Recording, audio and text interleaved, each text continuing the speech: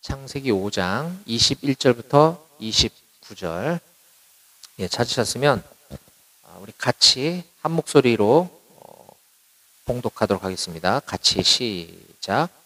에녹은 65세에 무두셀라를 낳았고 무두셀라를 낳은 후 300년을 하나님과 동행하며 자녀들을 낳았으며 그는 365세를 살았더라. 에녹이 하나님과 동행하더니 하나님이 그를 데려가심으로 세상에 있지 아니하였더라. 무두셀라는 187세에 라멕을 낳았고 라멕을 낳은 후 782년을 지내며 자녀를 낳았으며 그는 969세를 살고 죽었더라.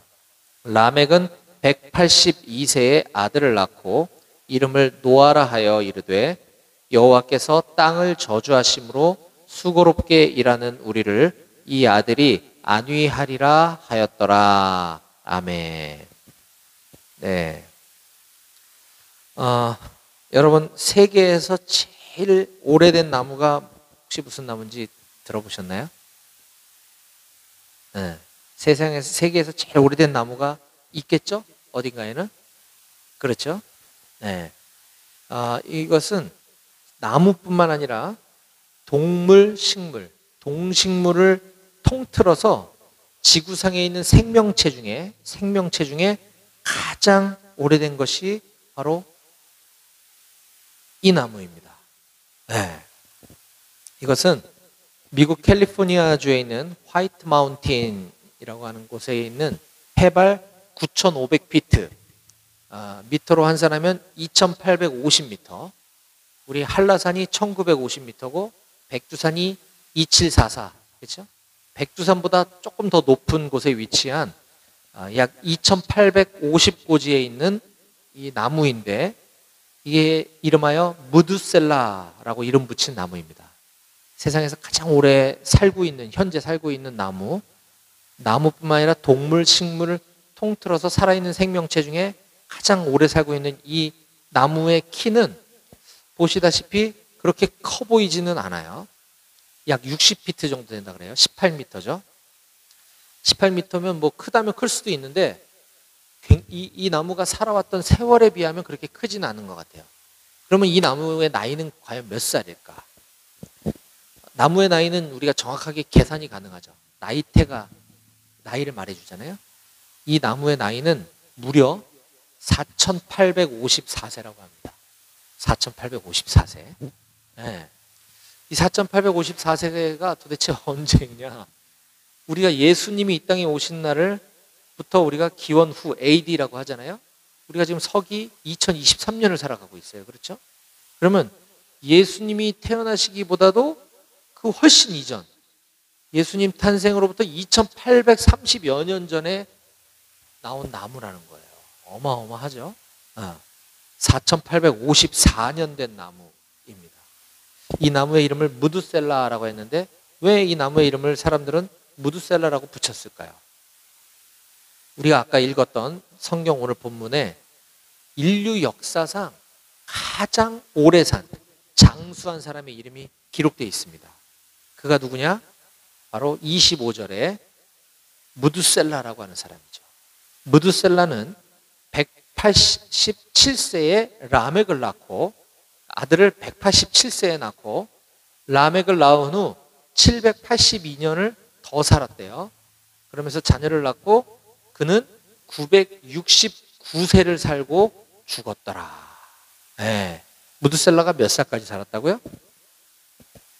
969세. 네.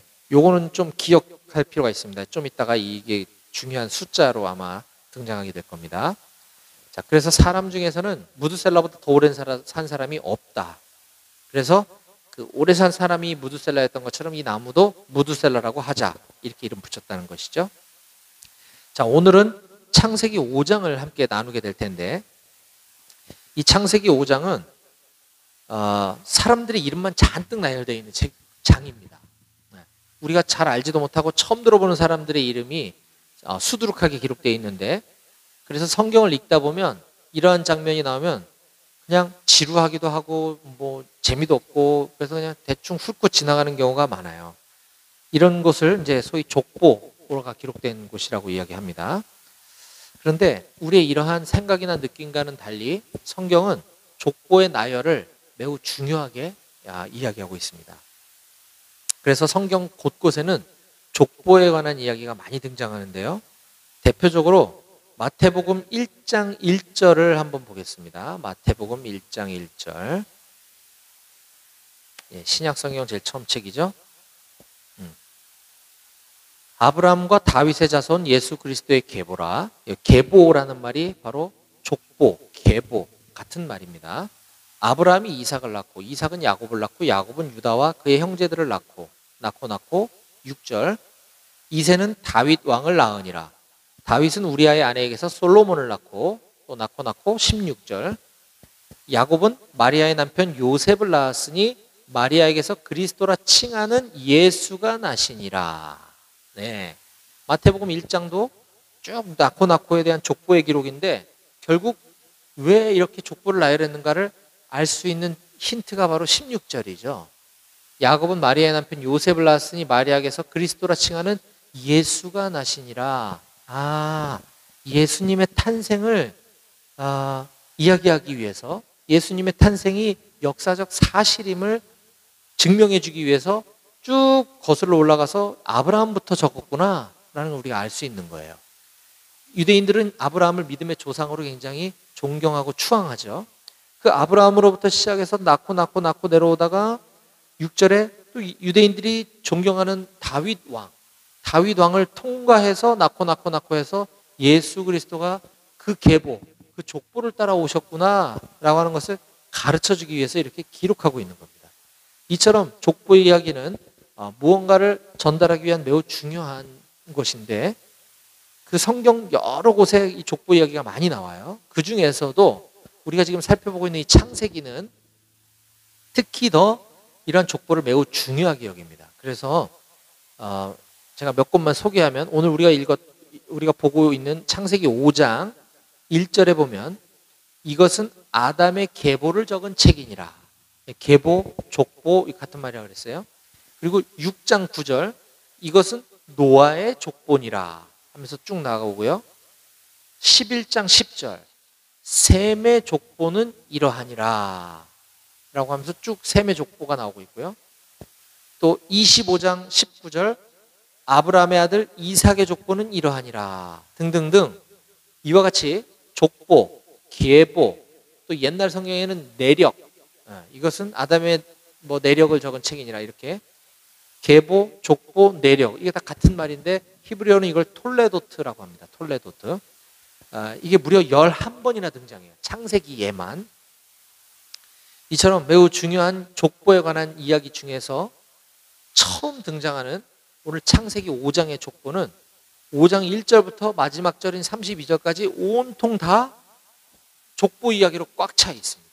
그런데 재밌는 것은 동일한 패턴이 반복되는 걸 알 수 있어요. 자, A가 몇 세에 B를 낳았고 B를 낳은 후 몇 년을 지내다가 자녀들을 낳았으며 몇 세를 살고 죽었더라. 이게 계속 반복됩니다. 굉장히 구체적으로 언급하죠. 아까 창세기 족보는 마태복음의 족보는 다윗은 아브라함은 이삭을 낳고 이삭은 야곱을 낳고 야곱은 유다를 낳고 이렇게 그냥 낳고만 나왔는데 창세기 5장은 굉장히 구체적입니다. 누가 몇 세에 누구를 낳았다. 그리고 몇 년을 더 살다가 몇 세에 죽었다. 이게 반복이에요. 자, 그런데 이와 같은 성경의 족보를 볼 때 여러분들 반드시 기억해야 될 게 있습니다. 주의해야 될 사항이 있어요. 뭐냐면 이 성경에 기록된 족보는 그게 다가 아니라는 거예요. 선택적으로 사람을 선택해서 기록한 책입니다. 즉, 그 사람이 전부가 아니라는 얘기예요. 이거 반드시 기억해야 됩니다. 굉장히 중요한 거예요. 왜냐하면 안타깝게도 많은 학자들, 신학자들, 또 목사님들이 이거를 간과한 채 이 성경에 등장하는 창세기 5장, 10장, 11장에 나오는 이 족보의 이름을 나이가 거기 나오니까 이 나이를 쭉 연결하면 인류의 역사를 계산하는 이 오류에 빠지게 돼요. 다시 창세기 5장, 10장, 11장에 나와 있는 사람들이 나이가 쭉 몇 살에 누굴 낳았고 몇 살에 낳고 이걸 연결시키니까 하나님께서 아담을 창조하신 시기가 기원전 4004년이라고 주장하는 사람들이 나오는 거예요. BC 4004년에 하나님이 아담을 창조하셨다라고 얘기하는 것은 이와 같이 족보를 이게 중요한 사람만 선택적으로 기록했다고 하는 사실을 놓친 채 이게 전부인 줄 알고 이 나이를 더해버림으로써 오는 오류라는 거죠. 아까 우리 무드셀라 나무, 이 나무를 보았지만 이 나무의 나이가 4854세라고 했잖아요. 그러니까 이 계산법이 오류가 있을 수 있다는 것이죠. 자, 그래서 반드시 성경에 있는 족보를 볼 때는 어떤 문학적 배열, 운율을 맞추기 위해서 몇 명을 맞추기 위해서 사람을 선택적으로 배열했다거나 혹은 이 인물들은 꼭 중요하고 이 인물을 등장시키기 위해서 건너뛰고 해서 이름을 나열한 것이지 이게 전부가 아니다라고 하는 사실을 우리 반드시 기억해야 합니다. 그래서 인류의 역사, 하나님이 아담을 창조하신 연도는 우리가 계산할 수가 없어요. 알 수가 없습니다. BC 4004년에 하나님이 아담을 창조했다고 얘기한 건 잘못된 거예요. 그래서 오늘 창세기 5장을 살펴볼 텐데 창세기 5장에는 수많은 사람들의 이름이 나열되어 있다고 그랬죠. 그 중에 이 세 사람만 기억하면 됩니다. 중요한 사람이 세 명이 있어요. 첫 번째가 에녹, 두 번째가 무드셀라, 세 번째가 노아입니다. 이 세 인물을 중심으로 오늘 살펴볼 텐데요. 오늘은 제가 설교하는 창세기 강해 설교 7번째 시간으로서 저는 오늘 창세기 5장에 등장하는 많은 사람들의 족보 이야기를 통해서 오늘 하나님께서 우리에게 주시고자 하는 다음과 같은 메시지를 함께 나누려고 합니다. 오늘 설교의 제목을 함께 읽어보겠습니다. 시작. 한치의 오차도 없으신 하나님의 계획. 오늘 설교는 되게 재미있어요. 오늘 기대하셔도 좋습니다. 자, 창세기 5장 1절부터 6절까지 말씀을 한번 보겠습니다. 창세기 5장 1절부터 6절입니다. 이것은 아담의 계보를 적은 책이니라. 자, 아담의 족보가 시작되는구나 라는 걸 알 수 있죠. 창세기 5장은 그래서 아담의 족보입니다. 3절. 아담은 130세에 자기의 모양 곧 자기의 형상과 같은 아들을 낳아 이름을 셋이라 하였고 아담은 셋을 낳은 후 800년을 지내며 자녀들을 낳았으며 그는 930세를 살고 죽었더라. 셋은 105세에 에노스를 낳았고. 자, 여기 아담, 셋, 에노스로 이어지는 계보가 등장하는 걸 볼 수 있죠. 그렇죠? 근데 우리가 그 앞에 했던 설교를 듣지 않은 사람은 여기만 들어보면 아담의 아들은 그냥 셋이었고 셋은 에노스를 낳았구나 이렇게 보고 그냥 지나칠 수가 있는데 우리가 그 앞장에서 쭉 순서대로 보았던 것처럼 아담의 첫째 아들은 셋이 아니라 가인이었습니다. 그렇죠? 둘째 아들은 아벨이었어요. 근데 아벨은 일찌감치 형에 의해서 죽었죠. 자, 둘째가 죽었든 안 죽었든 간에 히브리 사람들이나 우리 대한민국 사람도 마찬가지지만 첫째 아들이 굉장히 중요하죠. 장남. 보통 우리가 족보는 그래서 장남을 따라서 내려가야 되는데 여기 가인의 계보를 적지 않고 셋의 계보를 기록을 하고 있습니다.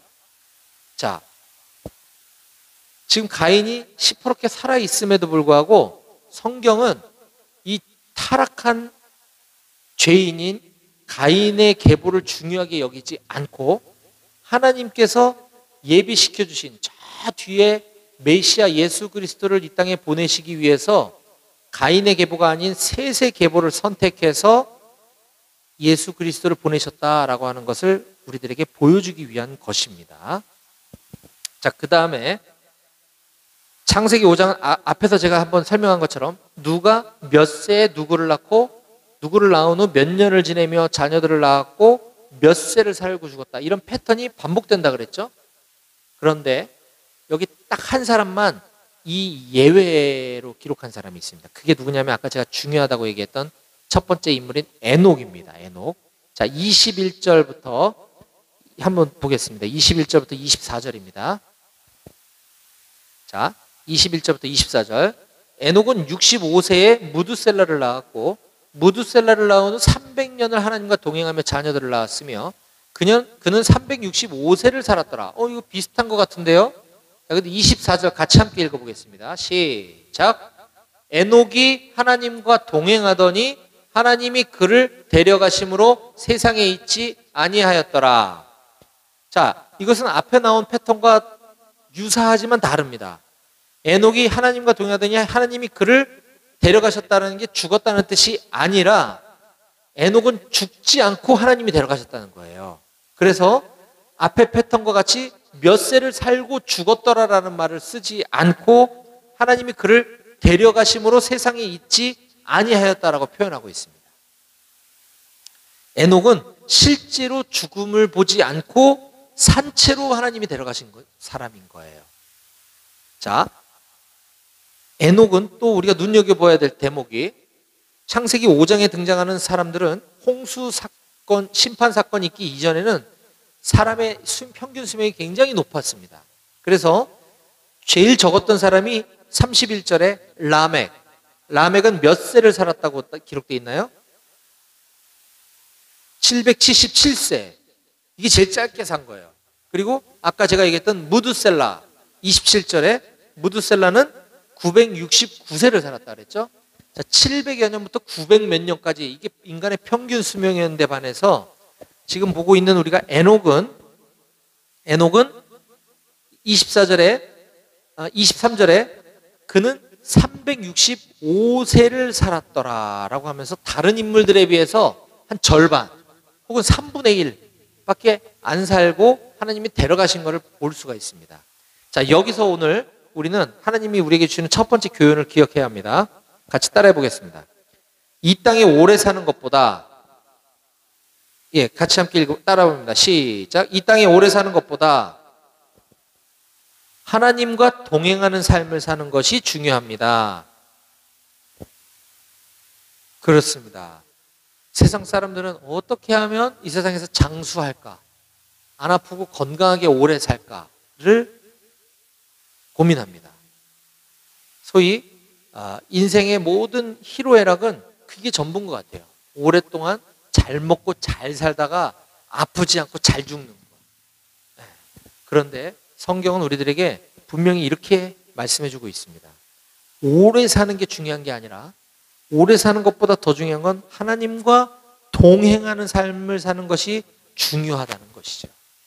에녹은 하나님과 동행하는 삶을 살았다라고 22절과 24절에 거듭 반복해서 이야기해주고 있습니다. 그런데 에녹이 처음부터 그랬던 것은 아닌 것 같아 보여요. 에녹의 요 짧은 에녹의 삶을 기록한 요 구절 안에서 에녹이 하나님과 동행하는 삶을 살기 이전과 이후가 극명하게 나눠지는 분기점이 되는 일이 있음을 우리가 관찰할 수 있습니다. 자, 그것이 무슨 사건일까요? 에녹이, 자, 봅시다. 21절. 65세에 무두셀라를 낳았고, 무두셀라를 낳은 후 300년을 하나님과 동행하며 자녀들을 낳았다. 이렇게 기록하고 있죠. 무두셀라는 365년을 살았는데, 무두셀라를 낳은 후 그때부터 300년 동안, 그러니까 하나님 데려가실 때까지 하나님과 동행하는 삶을 살았다는 거예요. 그러면 그 전에 65년 동안은 그냥 평범하게 살았다라는 것을 우리가 알 수 있는 거죠. 그렇죠? 자, 그렇다면 에녹의 인생에서 중요한 분기점이 된 사건, 무두셀라라는 자녀를 낳은 것인데 그냥 단순히 자녀를 낳았기 때문에 이때부터 내가 신앙생활 열심히 해야지, 이것이 아니라 에녹이 무두셀라의 출생을 기점으로 그가 뭔가를 크게 깨닫고 하나님과 동행하는 삶으로 완전히 180도를 바뀌게 된 결정적인 사건이 있습니다. 그 이유가 무엇일까요? 두 번째 살펴보려고 하는 중요한 인물인 무두셀라라는 인물을 자세히 들여다보면 그 해답을 얻을 수가 있어요. 자, 무두셀라. 제가 중요한 첫 번째 인물은 에녹이라고 그랬고 두 번째가 무두셀라라고 그랬습니다. 세 번째가 노아예요. 노아. 오늘 5장에서. 자, 두 번째 인물인 무두셀라는 히브리어로 메투셀라흐라는 이름입니다. 메투셀라흐. 이 단어는 마트라고 하는 단어와 셀라흐라고 하는 단어가 합쳐져 있어요.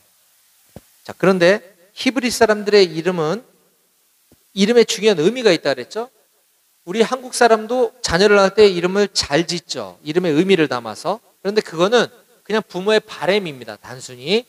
이 히브리 사람들의 자녀 이름에는 하나님의 어떤 계시적인 예언적인 의미가 담겨져 있어요. 그래서 얼핏 보면 무슨 부모님이 자녀 이름을 이렇게 저주의 이름을 지어줬냐? 라고 생각할 수 있는데 그거는 그냥 부모가 그렇게 지은 게 아니라 하나님의 예언적인 계시가 담겨 있기 때문에 그런 겁니다.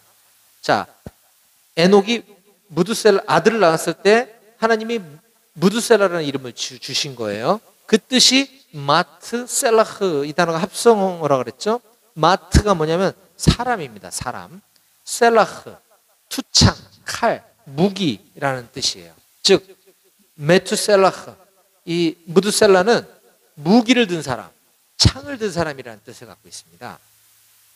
즉 다른 말로 성을 지키는 사람이라는 거죠. 무드셀라는 성 안의 백성들, 이 사람들의 생명과 안전을 지키는 사람. 무드셀라가 없어지면 그 성 안에 위험이 오게 될 거야, 죽음이 오게 될 거야 라고 하는 의미가 지금 그 안에 들어있는 것입니다. 왜 이렇게 추측하느냐면 또 무드셀라라는 이름의 또 다른 의미는 보내다라는 뜻을 갖고 있어요. 보내다. 그래서 그가 죽을 때에 그것을 보내리라라는 뜻이 이 무드셀라라는 이름의 뜻입니다. 그가 죽을 때 그것을 보내리라. 자, 무드셀라는 창을 든 사람, 성을 지키는 사람. 무드셀라는 그가 죽을 때 무엇을 보내리라. 자, 여기에 뭔가 비밀이 담겨 있는데요. 그러면 그가 죽을 때 무엇을 보내겠다라고 하는 말씀이실까? 자, 지금부터 몇 가지 중요한 핵심 숫자를 찾아볼 건데 잘 기억하시기 바랍니다. 자, 우선 무드셀라는 몇 살에 누구를 낳았는지 보겠습니다. 25절입니다. 한번 같이 읽겠습니다. 25절 시작. 무드셀라는 187세에 라멕을 낳았고, 자, 무드셀라는 아들을 낳았는데 이름이 라멕이래요. 근데 아버지 187세에 낳았대. 이 187을 기억하시고요. 그 다음에 27절에 무드셀라는 969세를 살았다고 그랬죠.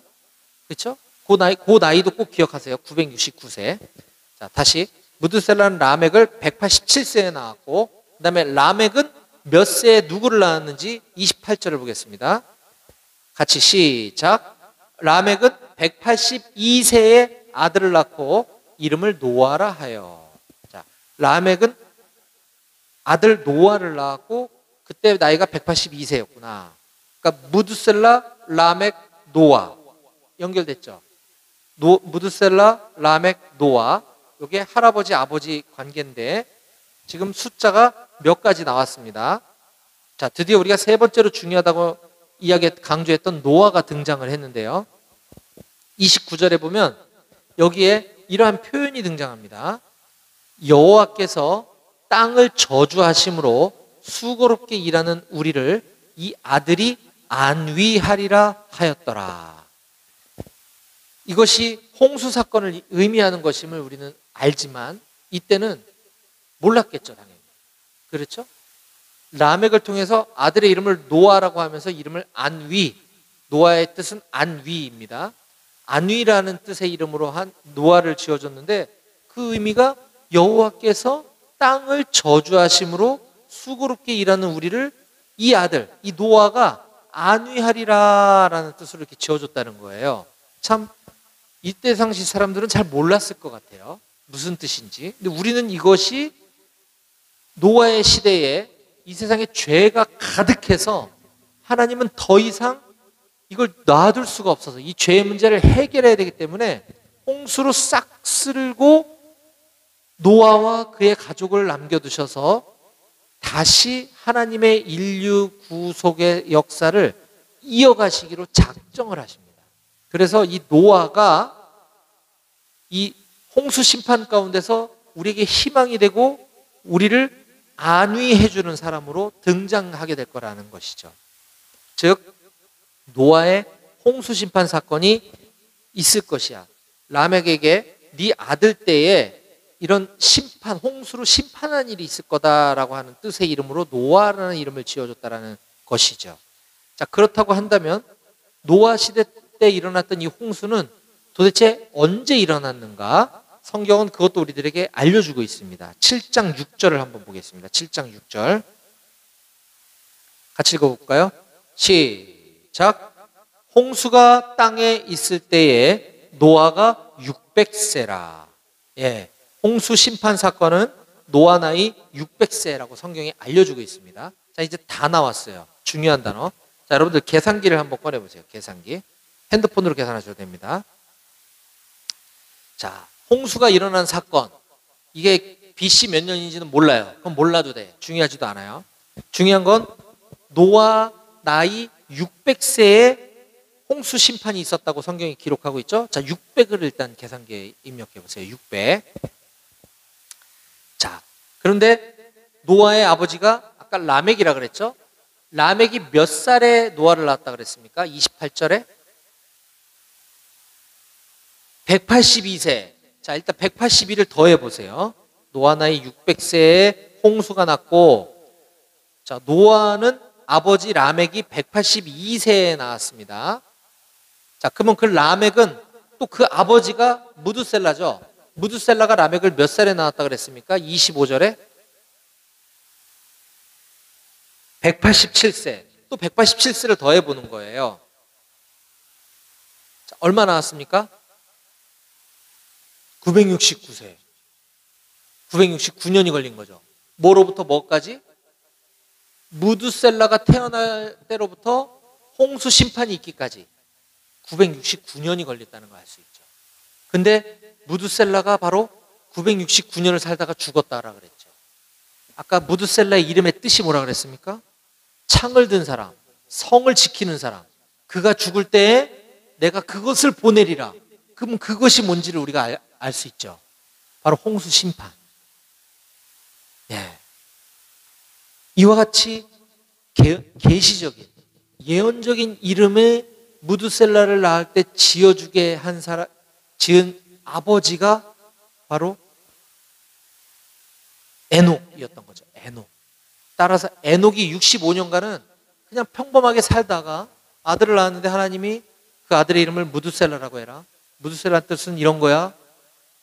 아, 이 아이가 몇 년을 살다가 죽을지는 모르지만 이 아이가 죽을 때 이런 일이 일어나겠구나. 하나님 그걸 나에게 가르쳐 주셨구나. 하나님의 지혜의 말씀, 계시의 말씀, 예언의 말씀을 깨달았던 에녹은 그때부터 하나님과 동행하는 삶으로 완전 180도 바뀌게 되는 것입니다. 정리하겠습니다. 자, 오늘 우리는 한치의 오차도 없으신 하나님의 계획이라는 제목으로 하나님 말씀을 들었습니다. 하나님이 에녹에게 무드셀라를 낳으면서 그 자녀에게 예언적인 계시적인 이름을 지어줬을 때 에녹은 하나님과 동행하는 삶으로 변화되었다 그랬습니다. 우리도 마찬가지입니다. 우리에게는 하나님의 계시, 하나님의 예언이 담긴 이 말씀이 주어졌습니다. 우리가 이 성경 말씀을 깨닫게 되면, 이 성경 말씀을 맛보게 되면 우리의 삶 또한 에녹처럼 하나님과 동행하는 삶으로 180도로 바뀌지 않을 수 없다라는 것입니다. 자, 이와 같이 하나님의 인류 구원의 모든 역사가 기록된 책이 성경입니다. 하나님이 이 세상을 처음 만드셨을 때로부터 시작해서 하나님이 이 세상 끝에 어떤 일을 행하실 것까지가 다 기록되어 있는 책이 성경입니다. 그 중간에 굉장히 중요한 사건이 바로 우리 인간의 죄는 뭐 홍수로 심판을 해도 안 되고 뭘 해도 안 되고 도저히 우리는 이 죄를 끊을 수가 없는 존재이기 때문에 하나님께서는 우리의 죄를 해결하기 위한 유일한 방법으로 하나님의 아들 예수 그리스도를 이 땅에 보내주시기로 작정을 하십니다. 아니, 태초부터 그렇게 정하셨었어요. 그래서 구약의 모든 성경은 장차 예수 그리스도가 이 땅에 오실 것을 예언해 준 책입니다. 구약의 모든 예언은 이미 이루어졌죠. 그렇죠?